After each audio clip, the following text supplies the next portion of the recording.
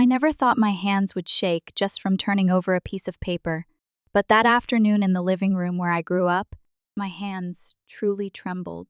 My eyes were locked on the cold, impersonal lines printed across the legal documents, spread over the ebony wood table, the very documents I had secretly safeguarded for years with everything I had. Across from me, my younger brother Nathan was wearing a smug, almost terrifying smile, as if he had just won a light-hearted chess game I didn't even know I was playing. Sitting beside him, my parents sat upright, faces beaming like they had just accomplished something sacred. "We're officially signing the transfer of Ravenhill to Nathan today," my father announced, his eyes glowing with pride.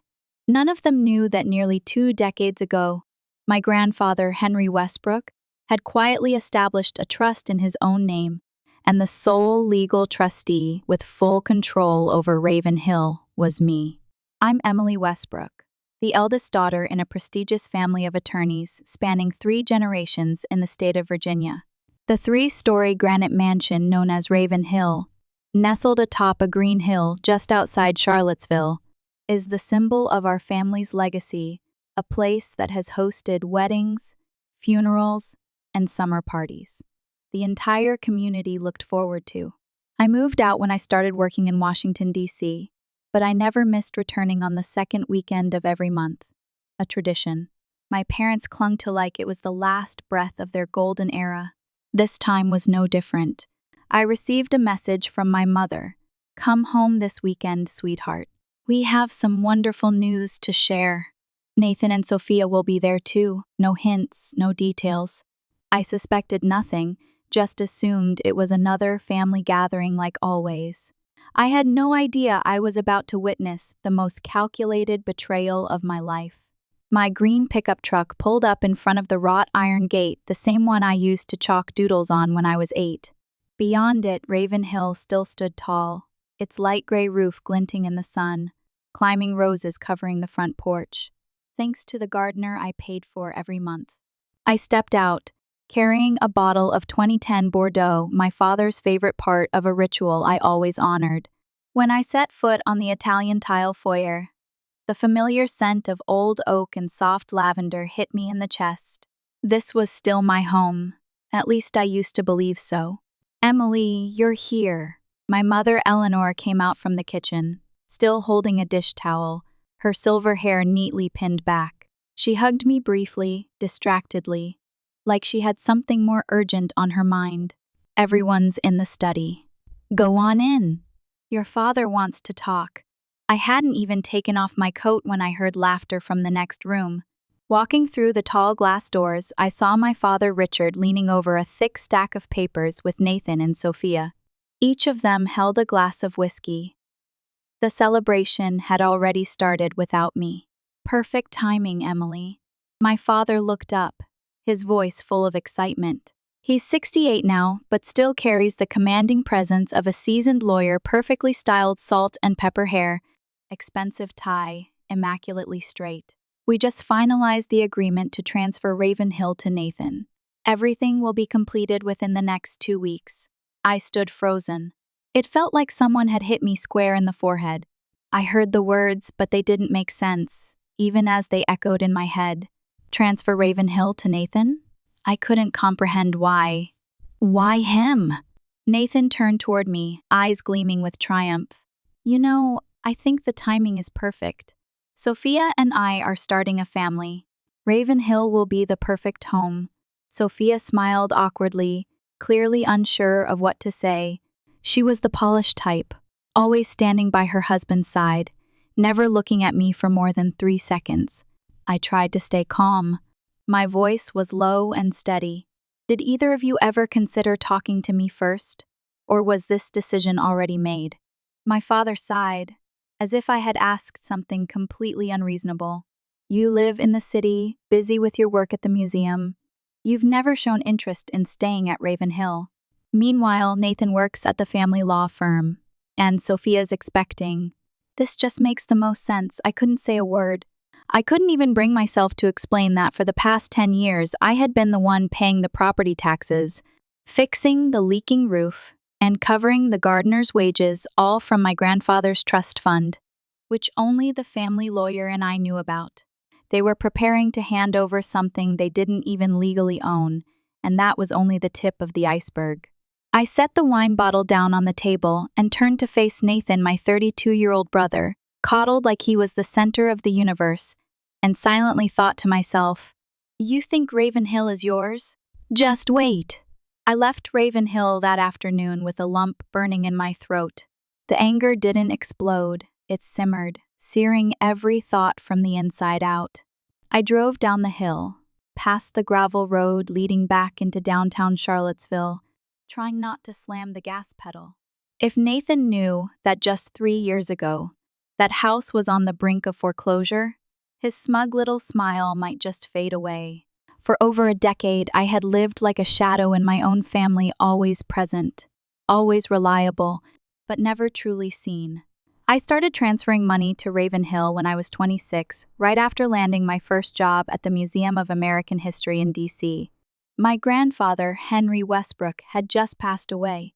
Before he died, he called me into his study, where a portrait of his younger self still hung behind the leather armchair.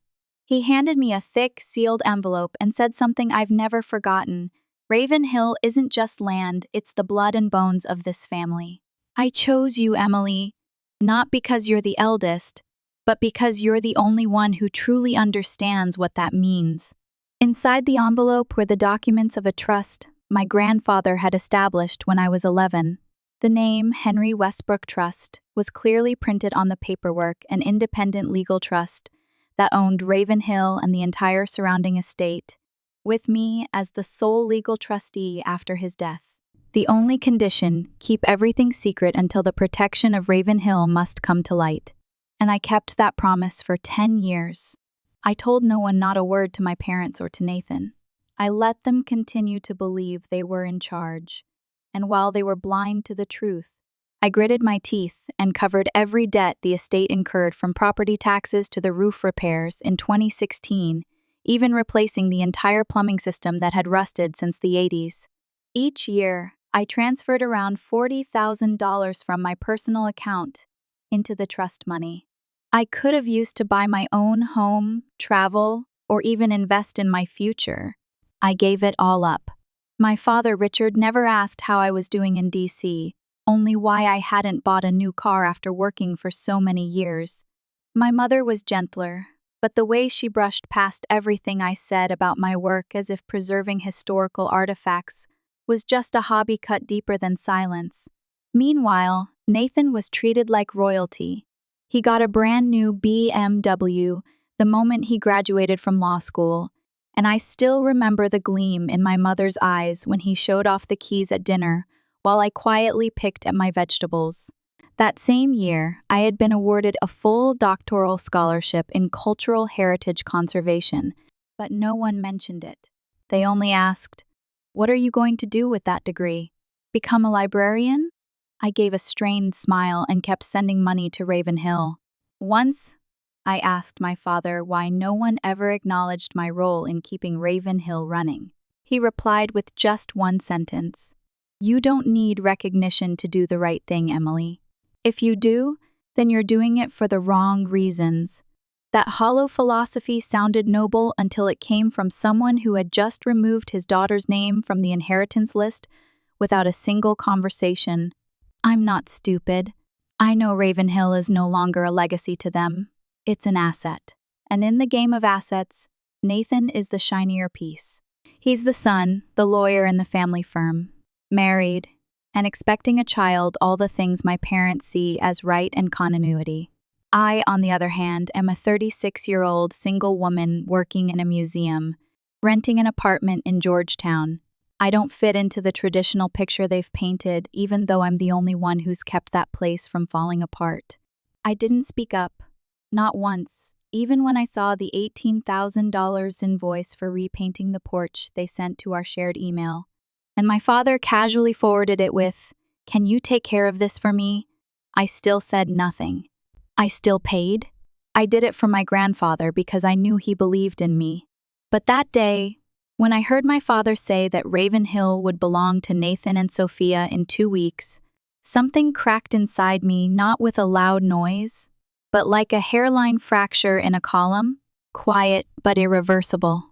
I knew it was time to use my voice, and more than that, it was time to bring the Henry Westbrook trust into the light. I didn't sleep at all that night. The yellow lamplight reflecting on the ceiling of my small Georgetown apartment made me feel like I was exposed in a public square. Every time I closed my eyes, I saw Nathan's grinning face beside that thick stack of papers transfer of Ravenhill. I could still hear every word like they were tapping against my temples, one by one. By the time the first light of dawn slipped through the curtains, I had made up my mind. I brewed a strong cup of coffee and opened the safe in my bookshelf, where I kept the original documents of the Henry Westbrook Trust, along with legal papers and financial records from the past 10 years. All of it was backed up, notarized, and meticulously organized. If needed, it would take me less than an hour to prove that Ravenhill was not my parents' property and that they had no legal right to transfer it to anyone, including Nathan. But the hard part wasn't the law. The hard part was me. I had stayed silent for so long. If I suddenly pushed back, they would see me as a traitor, nothing more. They wouldn't care about the truth. They would only feel humiliated because I dared to expose them in a game. They thought they had already won. And worst of all, I wasn't sure I wanted them to know, because once I said it, everything would change. There would be no room left for kindness, or for whatever they thought family unity was. I would become the obstacle in their succession plan, and I knew my father Richard would do whatever it took to regain control, even if it meant taking his own daughter to court. But I couldn't let them keep acting illegally. This wasn't just my issue anymore, it was my grandfather's legacy, the legal responsibility he entrusted to me. I had no right to ignore it just because I didn't want to cause trouble. I knew I needed legal backup. The only person who could help me now was Margaret Carter, my grandfather's personal attorney and the one who helped him set up the trust back in 2002. Margaret is 72 now, semi-retired, but still maintaining a small office downtown. I scheduled a meeting with her that morning at 10 a.m. at a discreet cafe near City Hall. When I arrived, she was already there, wearing a perfectly tailored navy suit, her eyes as sharp as the day I first met her at my grandfather's funeral. "Emily," she said, her voice low and smooth like old jazz. "You're here about Ravenhill, aren't you?" I nodded and pulled the folder from my leather bag. She read every page carefully, not skipping a single comma. When she reached the section naming me as sole trustee, she gave a slight nod. "The documents are intact. Everything is still legally binding. The Henry Westbrook Trust is the sole legal owner of the Ravenhill estate. No one has the right to transfer that property without your written consent, not even your parents." I swallowed hard. Hearing it from a lawyer wasn't like saying it to myself. It carried weight. It was truth with authority. But if I speak up, I hesitated, everything will fall apart. "They'll never see me the same again. They never saw you for who you truly are, Emily," Margaret said, her tone firm and unsentimental. "And by letting them keep breaking the law, you're betraying the one person who believed in you more than anyone, your grandfather." I had nothing left to say. She handed me a new business card, "In case you need me to step in officially. But I suggest you take control of the narrative. Don't let them find out the truth from the title office, that would be worse." That afternoon, when I returned to my office at the museum, I found an email from my mother waiting. Subject line, "Urgent, need your signature." The content, "Dear Emily, your dad just sent the Ravenhill transfer documents to Nathan's lawyer, and they need you to sign a waiver to officially relinquish your inheritance rights." It's simple. Nothing serious, just a legal formality. I know you're busy, so I already printed the papers, and will bring them home this Saturday for you to sign. "Thank you." "Love you, Mom." I stared at that last line, just a legal formality. Everything is always simple to them, unless it involves power. I took a deep breath and typed a single sentence. "Mom, I think it's time we have an honest conversation about Ravenhill and about Grandpa." I hit send, and in that moment, I knew there was no turning back. I arrived at the old law office on the third floor of a red brick building near Court Square, At 3:00 p.m. Sharp. The frosted glass door bore faded silver lettering, Carter and Morgan, legal counsel, since 1962. I had come here a few times with Grandpa as a child, swinging my legs on an oak chair while he and the lawyer talked about something loud and secret. Today, I returned not as an 8-year-old girl, but as the one holding what my family didn't know existed: the legal ownership of Ravenhill. Margaret wasn't in today, but she had arranged for me to meet Mr. James Morgan, the firm's co-founder, now 78 years old, and the man who had personally helped my grandfather draft the Henry Westbrook Trust. The secretary led me into a walnut-paneled room where the afternoon sun filtered through bamboo blinds, casting a soft glow on the faded Turkish rug. James sat behind his desk, holding a cup of tea, horn-rimmed glasses resting low on his nose. When I stepped in, he looked up, his blue-gray eyes gleaming with the sharpness of someone well acquainted with other people's secrets. "Emily Westbrook," he said, his voice low and gravelly like burned wood. "You've grown up." I nodded. "I think it's time we talk about Ravenhill." Without any further explanation, I placed the file on the table. He opened it and turned each page slowly. Every flip of a page sliced away another illusion my parents had built over the years.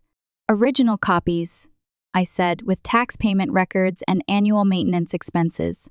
Everything was paid through the trust account, except in some urgent cases where I transferred funds from my personal account."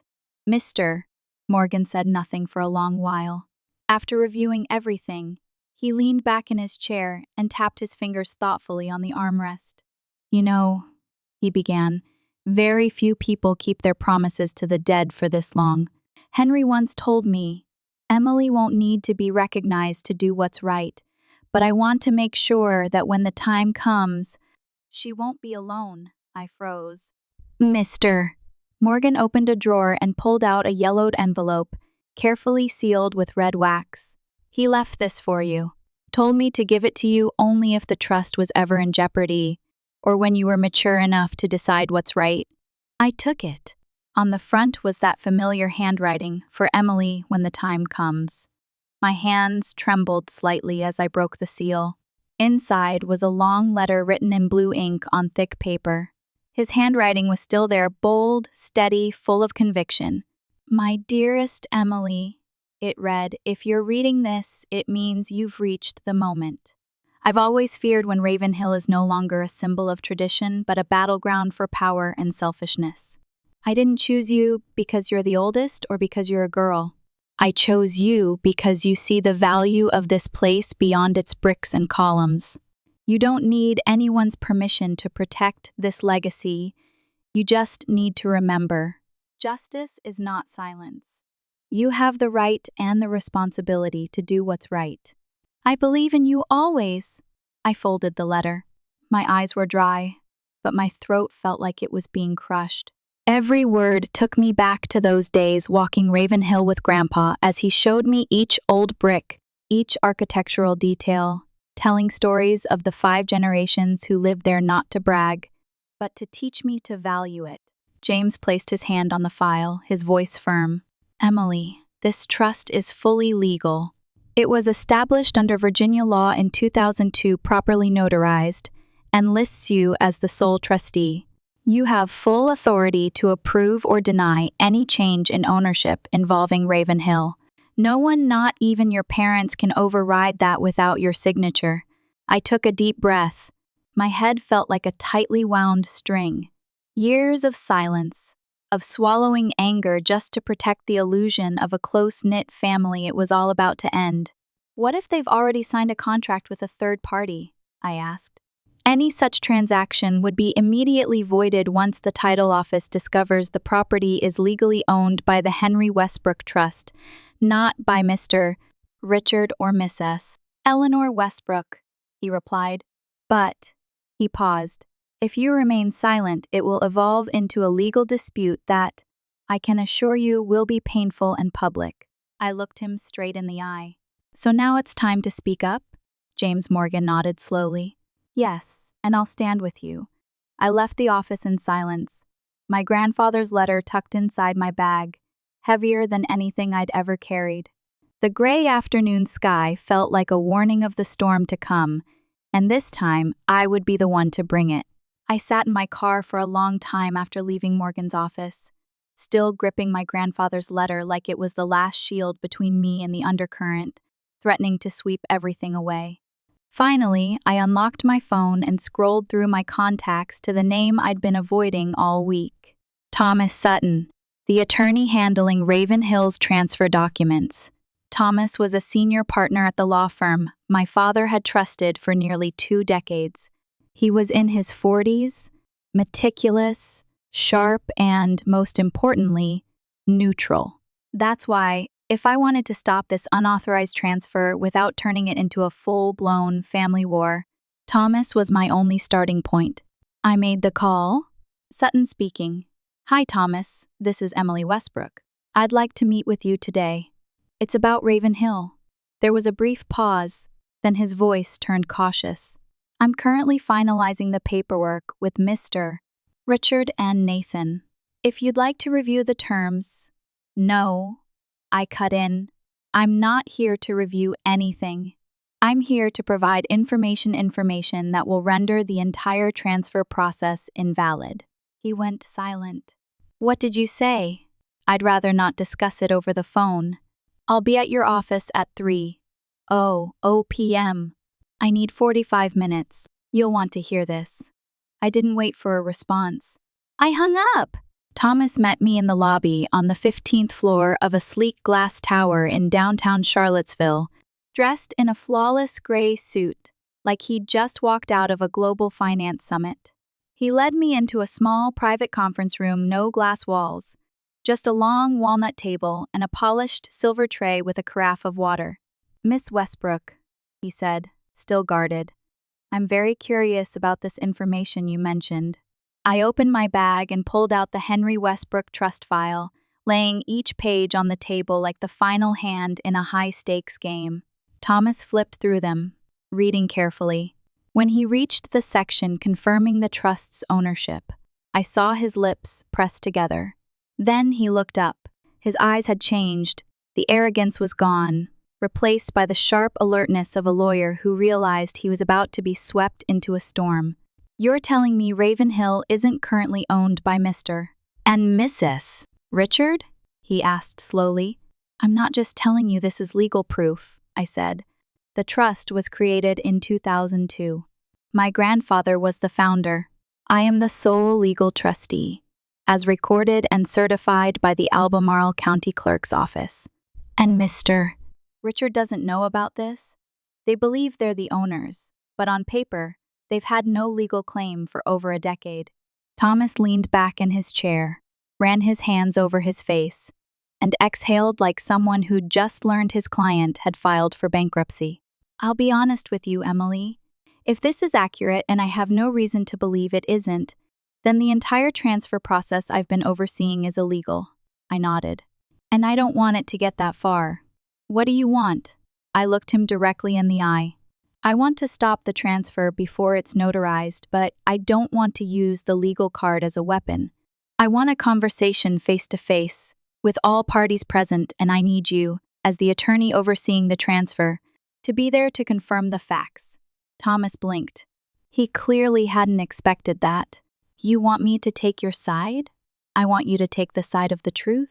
I'm not asking you to betray your clients. But if you proceed with this transfer without disclosing the existence of the trust, the court will nullify the entire deal, and that will become a scandal not just for my family, but for your firm. He paused, then nodded slightly. I understand. A long silence followed before Thomas finally spoke again. If you agree, I'll arrange a meeting at Raven Hill tomorrow evening, a family meeting.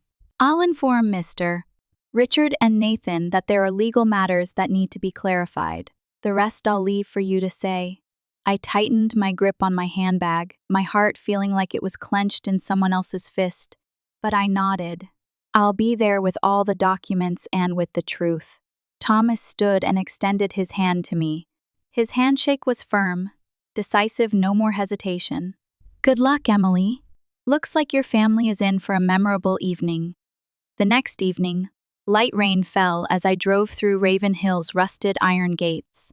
Tiny droplets traced their way down the windshield like endless question marks echoing through my mind. How will they react? Denial? Anger? Or will they finally see me differently? Nathan's SUV sat parked arrogantly right in front of the main entrance, its tires still caked with mud. I parked a little further back, beneath the old oak tree where I used to play hide and seek with Grandpa, then stepped out with the green leather folder clutched tightly in my hands. Inside, it was everything: the trust documents, bank statements, repair receipts, property ownership records. Tonight, it would all be laid bare. The large sitting room glowed brightly as I walked in. My mother, Eleanor, stood by the fireplace, holding a glass of white wine. My father, Richard, sat upright in a leather armchair, legs crossed, eyes cold as steel. Nathan lounged on the sofa, wearing the smug expression of someone who thought this meeting was just a dull formality. Thomas Sutton stood by the window, arms crossed, eyes scanning the room. Emily, my mother forced a smile. You finally made it. We were just discussing renovation plans for Raven Hill. Nathan had some great ideas for the kitchen. I didn't respond. Instead, I placed the document folder on the oak coffee table and calmly opened it. We're not discussing kitchens tonight, I said, my voice steady and clear. We're discussing the truth and the legal ownership of Raven Hill. The room fell silent. I pulled out the first document, the notarized copy of the Henry Westbrook Trust, and slid it toward my father. This is the trust Grandpa established in 2002. It is the sole legal owner of Raven Hill. He transferred full ownership into it, and I have been the sole trustee since I was 21. My father didn't touch the papers, he just glared at me. What are you talking about? We're the ones on the deed. I've paid the taxes. You haven't paid a cent in the last 10 years, I interrupted. I have from the trust, and when that wasn't enough, from my personal account.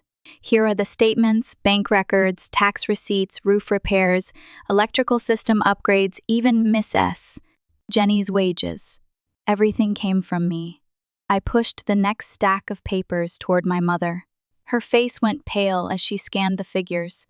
She had always prided herself on managing the family finances, but now the truth had pushed her far out of her comfort zone. Nathan jumped up. Hold on! Are you saying you own this place? That you get to make all the decisions? That's ridiculous. Mom and Dad planned a legal transfer. Thomas, what's going on? All eyes turned to Thomas. He didn't flinch. I verified the legal standing of the documents Emily provided. The trust is fully valid. Raven Hill has belonged to that trust for over a decade. The Richard family is no longer the legal owner, and Emily, as trustee, has full authority over any decisions involving this property. This is betrayal, my father growled. You went behind our backs and took everything, and now you come here to lecture us? I looked straight at him, my voice low but firm. No, Dad. I protected Raven Hill when you and Mom abandoned it. I didn't do it to take over. I did it because I believed in Grandpa's legacy, the one you always called sacred and yet almost handed over to Nathan like it was some throwaway prize. A beat of silence. I took a deep breath. But I'm not here to take Raven Hill back. I'm here to offer a deal. Nathan scoffed. A deal? What? You think you're the queen now? I ignored him and turned to my parents. If Nathan still wants to live here, I won't stop him. But there are conditions. 1. He must respect the historical integrity of Raven Hill. Any major renovations must be reviewed and approved. 2. He must share financial responsibility for maintenance. No more living comfortably off someone else's back. 3. My role must be clearly acknowledged. No more treating me like the museum girl. My mother closed her eyes. My father turned away. Nathan's face darkened while Thomas scribbled notes. If you don't agree, I said quietly, I'll convert Raven Hill into a heritage conservation site. No private residents allowed, not even family. The silence stretched on like a sentence being handed down. Finally, my mother spoke, her voice as soft as a sigh. "You've changed, Emily." I smiled, not a triumphant smile, but the kind that comes with relief after years of being dismissed. "No, Mom, I haven't changed. I've just stopped putting up with it." 2 days after the stormy family meeting, I returned to Ravenhill, this time with a different mindset. No longer the overlooked daughter, no longer the secret keeper. I came back as the person Grandpa trusted with authority, and now the one deciding the fate of this house. Thomas had prepared a memorandum, and I brought a revised draft of the negotiation terms. I'd stayed up all night refining. The meeting took place in the library, the only room in Ravenhill where I'd ever felt truly seen, perhaps because it still bore my grandfather's presence. My father, Richard, looked tired but calm. My mother, Eleanor, seemed more composed, though her gaze held a trace of caution. Nathan couldn't hide his irritation, but at least this time, he didn't fire off a sarcastic remark when I walked in. Thomas began, "We're here to discuss a collaborative proposal between all parties to ensure Ravenhill is managed legally, preserved as a heritage site, and that stability is maintained within the family." I nodded and took out my draft. "I've reviewed the family's counterproposal, and I agree in principle to 3 points.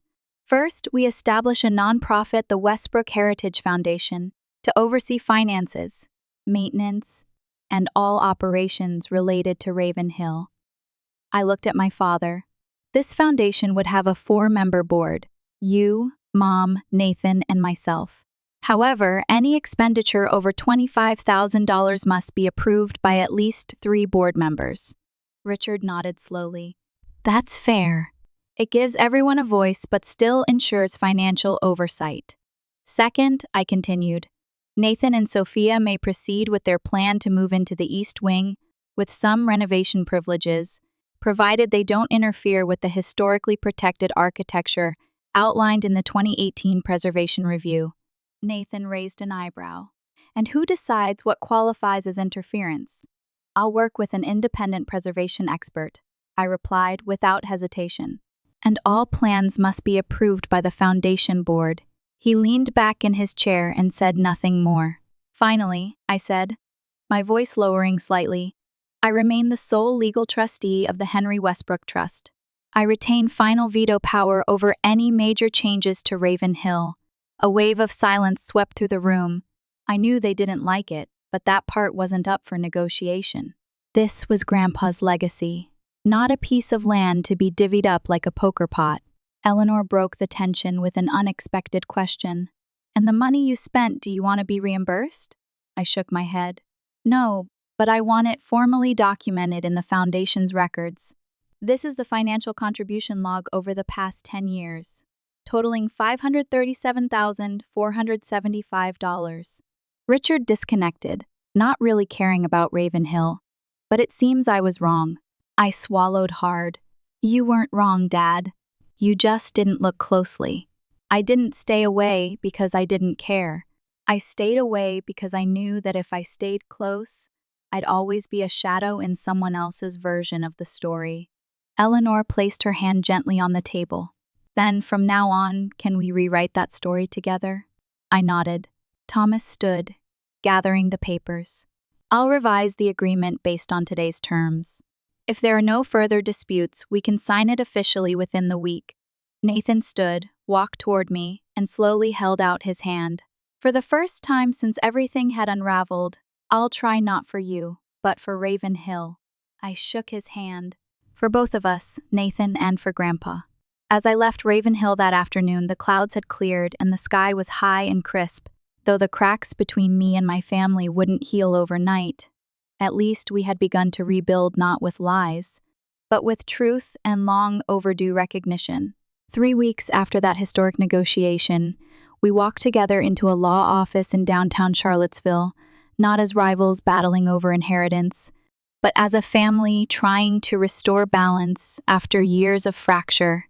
The sleek, modern glass building stood in stark contrast to the worn wooden halls of Ravenhill, but today it marked a turning point that could not be undone. Thomas Sutton had everything prepared: the charter for the Westbrook Heritage Foundation, financial commitments from each member, operating regulations, and finally, the official record of the more than $500,000 I had spent over the last 10 years to keep Raven Hill from falling apart. I wore a simple charcoal suit, my hair tied up, no longer the silent daughter at dinners filled with dismissive glances. Today, I was the representative of Grandpa's will, walking into that room with full clarity of purpose. My father, Richard, looked weary but composed. My mother, Eleanor, wore lighter makeup than usual and sat more quietly than I had ever seen her. Nathan arrived last with his wife, Olivia, who had stayed neutral throughout the entire dispute. But the most unexpected presence was Rachel, Nathan's ex-wife, who came with me. Though they had divorced quietly 2 years ago, Rachel and I had remained friendly through her continued support for the museum. This time, she volunteered to be my witness and emotional support. "I know I'm no longer part of that house," she said softly as we waited outside the conference room. "But Raven Hill isn't just a place. It's memory, and memories should be preserved by someone who understands them." Thomas opened the proceedings with his calm, professional tone. "We're here to formally sign the legal documents establishing the Raven Hill Preservation Trust and recognizing the new management structure." Each person signed in turn. When it was my turn, I put pen to paper with a strange feeling, not victory, but closure. 10 years of quiet contribution, endurance, and silence, all sealed with a signature and a red stamp. When it came time to acknowledge the financial contributions, Thomas looked up, his voice more formal. "We officially recognize the total contribution of $537,475. Without this contribution, the estate may not have survived to the present day." Nathan sat frozen. He said nothing, but I saw his eyes linger on the printed photo of the new roof, installed in 2017, the one I had emailed to the contractor while he and Dad were golfing in Florida. When all the documents had been signed, we remained seated in the conference room. No one rushed to leave. A quiet moment settled over people who once thought they could never sit at the same table again. Then, unexpectedly, Rachel stood up, raising her glass of water. "I know I'm no longer part of this story, but I'd like to say one thing. If anyone deserves to represent Raven Hill, not just in name, but in spirit, it's Emily. She didn't just keep the house standing, she preserved the memory and identity of this family." My throat tightened. I couldn't speak for a moment. My father nodded slightly, then stood. "I used to think you were someone who lived in the past, clinging to things that were old and fading. But today, I see you're the only one brave enough to keep the past from being rewritten. And I know your grandfather was right to trust you." Olivia gave me a small smile for the first time since everything began. There was no warmth between us, but something had shifted. Maybe it was acknowledgement, maybe quiet gratitude.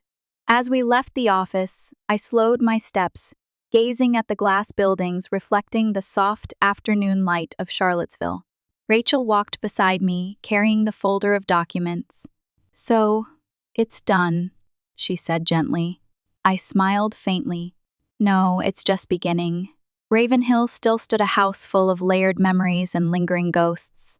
But for the first time, I no longer felt like the one quietly tending the flame in the shadows.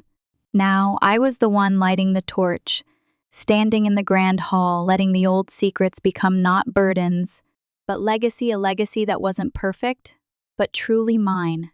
My story wasn't just about reclaiming a piece of property. It was about reclaiming myself, a person once dismissed by her own family, forgotten in the shuffle of power and inheritance. But through every difficult decision, I learned that recognition doesn't come from demanding it. It comes from living by your values. Raven Hill was preserved, yes, but more importantly, I had protected my voice and my dignity. And that is the legacy I truly want to keep. What do you think about Emily's decision and how she handled her family? Share your thoughts in the comments below, and don't forget to follow the channel for more real-life emotional stories about family.